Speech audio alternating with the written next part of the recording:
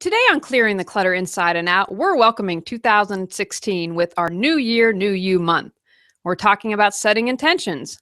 Learn how setting intentions can support you in achieving your goals and focusing.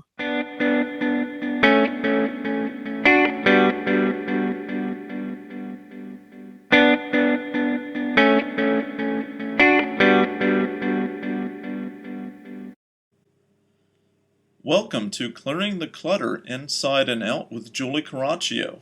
Every Tuesday at 1 p.m., hear easy-to-implement tips on decluttering all areas of your life: physical, mental, emotional, spiritual, and energetic.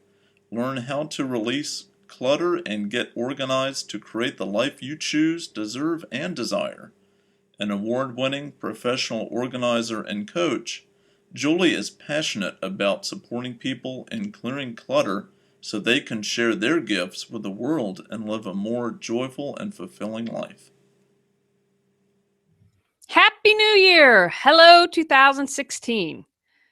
2015 went by very fast. Did you live it with intention? I'm going to encourage you to think about what is important and what you want to do this year. Why not start off 2016 with purpose and intent? I am a huge fan of setting intentions. I see my intentions as a roadmap to live more mindfully and to be present. From intentions, I can create my goals. When I am focused and know what is important, it is easier to release what isn't important, i.e. clutter. When you set your intentions, it should be easier to release clutter as it allows you to become more clear and focused. With intentions, there's a good chance you will make choices that support what you choose and desire to create. I still haven't been able to completely quiet my mind, body, personality, ego, whatever you choose to call it. I don't see the mind as bad, but it usually likes to run the show, and I believe that our heart is really who should be in charge. I have an overall intention that I pick for the year. I also like to focus on one intention monthly. I also check in with myself if I need to be more aware. For example, I attend a monthly women's group, so an intention before class would be to be fully present during class. That might seem like a small intention, but how many of us have our mind wandering somewhere else while meditating, waiting in line, shopping, that takes us out of the present? If I can set my intention for my 3-hour class, it builds my muscle to keep setting and following through on intentions. I prefer to sit quietly and close my eyes. This allows me to better hear my heart. Here are some things to keep in mind when creating your intentions. You can write them, or visualize, or do both. In my office, I like to have them written where I can see them every day. I also try and spend time visualizing each day so I can feel my intentions. Here are some things to think about when writing and visualizing your intentions. Keep them positive.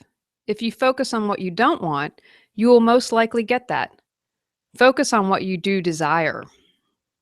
Be clear with your intentions. It doesn't have to be something monumental.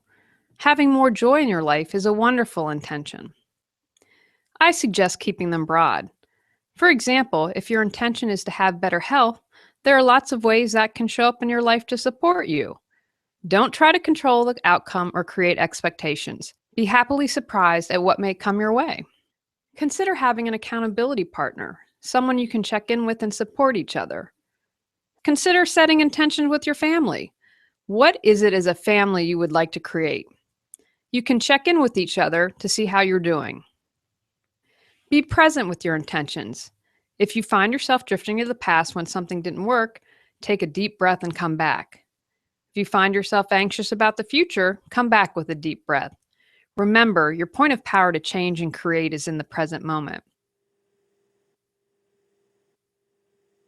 January is Get Organized month and a great time to declutter and start the year clutter-free to create the life you choose, deserve, and desire. For the entire month of January, we have special discounts exclusively for podcast listeners on our Declutter Your Life course, either the workbook or video, the How to Get Organized video collection, and the Do-It-Yourself Home Organization Game Plan.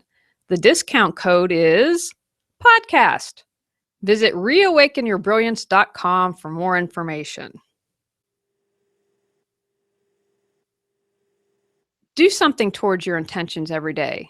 If you want more joy, ask yourself, what could you do today to bring joy? Acknowledge yourself when you make a choice towards your intention. My big intention for 2016 is gratitude. I am committed to every day on my Facebook personal page writing something that I'm grateful for. I'm looking to be very mindful at this. This isn't just something to cross off on the to-do list, but to really take the time and think through and acknowledge what I'm grateful for. Detach from the outcome. If you're choosing better health, maybe you discover you love yoga, although that wasn't something you would have considered.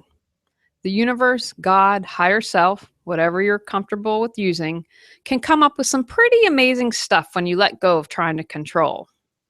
Life happens, so if your intent needs to change, that is okay. Go with it. But as I mentioned earlier, if you set an intention, you're more likely to make choices to support that. Here are some examples of some intentions. To be fully present while in class. To feel my body in yoga. To listen to my heart. To have gratitude. To be authentic. To trust myself. I am also going to challenge you to do at least one thing that scares you this year. If I issue a challenge to you, I'm going to also challenge myself. I am hoping to take an improv class because that truly scares me. I used to be deathly afraid of public speaking. I could not get up, even if it was just in front of a few people and speak. However, I've conquered that, and I now get paid to speak. So you never know what treasures lie out there when you get out of your comfort zone. I'd love to hear what fear you conquered this year. Takeaways from today's podcast. An intention can be set at any time. Before a class, each day, for the year, choose what feels right. Write or visualize your intention daily. Listen to your heart and not your head when setting an intention. Go out, clear the clutter to create the life you choose, deserve, and desire. Thanks for listening to Clearing the Clutter Inside and Out. Sign up for our newsletter and receive a free copy of our 10 clutter-free living tips. Ready to create the life you choose, deserve, and desire? Learn about Julie's services including coaching, classes, affirmations, aromatherapy, and her unique How to Declutter Your Life course and more at reawakenyourbrilliance.com. Don't forget to subscribe and join us next Tuesday at 1 p.m. Remember, the journey of 1,000 miles begins with one step.